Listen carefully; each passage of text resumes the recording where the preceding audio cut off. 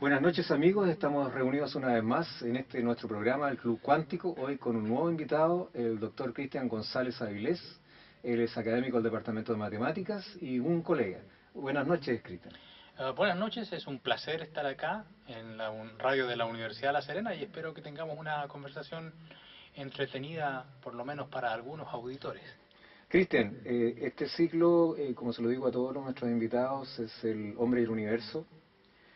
Hemos estado conversando con personas que trabajan en diversas disciplinas científicas, matemáticos, físicos, etcétera. Y en tu caso, por tratarse de un matemático y ser colegas, vamos a conversar un poquito acerca de esta área científica. Un punto importante que hemos tocado en otras conversaciones tiene que ver con la manera en que el hombre toma esta disciplina. Las matemáticas son una realidad en sí, como piensan algunos, una especie de... existe un mundo etéreo en donde estos elementos existen, o son una herramienta del hombre para acceder a la realidad objetiva. Bueno, yo creo que es una invención humana eh, impuesta por necesidades prácticas.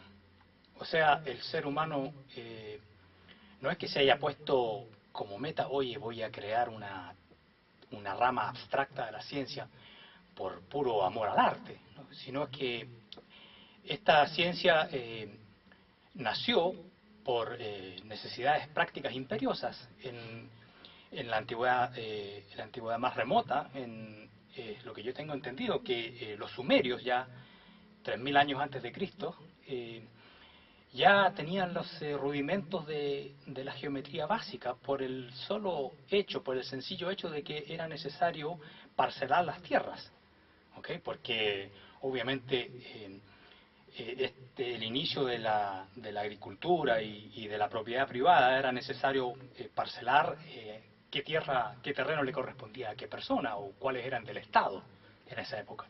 Y lo mismo sucedía con los egipcios. Y entonces la geometría fue, yo creo que lo que dio inicio a todo, por esta necesidad práctica de marcar las tierras, ¿no? Y bueno, y geometría es precisamente lo que yo estudio digamos, en el siglo XXI, a principios del siglo XXI, una cierta rama de la geometría. Y bueno, claro, no tengo tierras que parcelar, lamentablemente, Pero tienes pero cosas que calcular. tengo cosas que calcular. Claro, la geometría es un ejercicio muy interesante de la imaginación. Cristian, una consulta respecto precisamente a la geometría, porque un elemento importante en los antiguos, por ejemplo en el caso de los pitagóricos, Pitágoras es el primero que demuestra esta relación entre bueno, el famoso teorema de Pitágoras, ¿no es cierto?, los lados de un triángulo rectángulo y su hipotenusa, Así es. asociado además a una doctrina pseudo religiosa donde creían que los enteros y los racionales eran lo único existente y eran esencialmente cosas del mundo. Uh-huh. Te recuerdo en una conversación que tuvimos anteriormente que Pitágoras prohibió la enseñanza de los irracionales al haber descubierto que el triángulo rectángulo que tenía lados de magnitud 1 tenía una hipotenusa de una cosa que no era un número racional. Que no se podía calcular. Y por lo tanto lo prohibió porque eso significaba la destrucción de su doctrina, de su concepción del mundo. Sin embargo, tengo la impresión de que las matemáticas hoy se ha transformado en todo lo contrario, o sea, es precisamente la antítesis de lo dogmático. O sea, Bueno, claro, ahí me temo que nuestro querido Pitágoras pecó un poco de falta de honestidad, ¿no es cierto? Porque si tú descubres algo que va contra tu teoría o tus postulados, bueno, lo honesto por hacer es perseguir la verdad, ¿no es cierto? Y bueno, tratar de explicarse por qué mis postulados estaban mal y la realidad muestra otra cosa, ¿no? Ahora, la matemática, mira, una de las cosas que distingue a las matemáticas de otras ciencias es que hay muy poco espacio para la especulación. Por ejemplo, es muy común en física que se hagan especulaciones sobre cómo se comporta el universo y se presenten teorías que después o bien se comprueban o se refutan mediante experimentos ópticos. ¿Okay? En cambio, en la matemática existe muy poco de eso. miento, porque hay una manera de, digamos, de crear progreso matemático mediante lo que se llaman conjeturas. El matemático conjetura de que tal fórmula o tal teorema podría ser cierto, y entonces, pero no es como las ciencias físicas donde se hacen experimentos. La matemática es un edificio, o alguna gente lo describe como un árbol que es inmenso.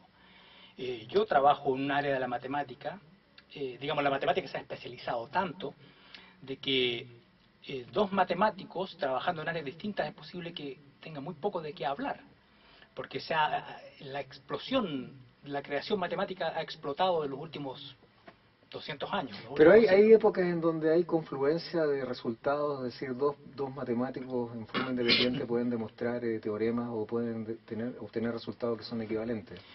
Bueno, claro, de hecho, esa es la parte entretenida, o lo que se califica, una de las razones para hablar de belleza matemática, porque en matemáticas también tenemos un concepto de la belleza estético, y una de las partes más bellas de la matemática es cuando dos disciplinas aparentemente completamente desconectadas resultan tener una conexión.